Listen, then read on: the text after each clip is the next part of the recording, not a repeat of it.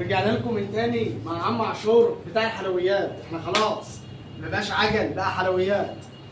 بص يا محترم كده على القطعه او التحفه او الانتيكه ديت، عجله بناتي على ابوه مقاس 20.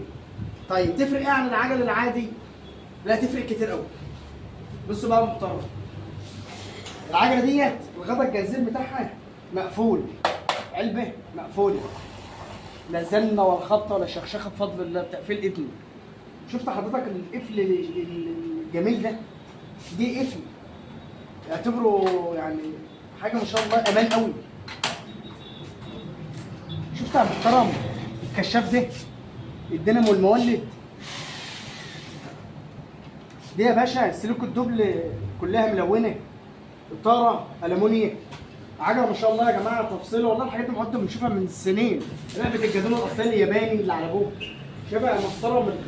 تفاصيل العجله، الحماله الكبيره، الفرامل بتاعتها طنبوره ما شاء الله، على الشعر على الشعر. اللي عنده من ده نشيله على دماغنا. فين يا جدعان الحلويات ديت؟ عند عم عاشور. فين عم عاشور؟ شربين ده اهليه، شارع المركز بجوار مطعم 100 100.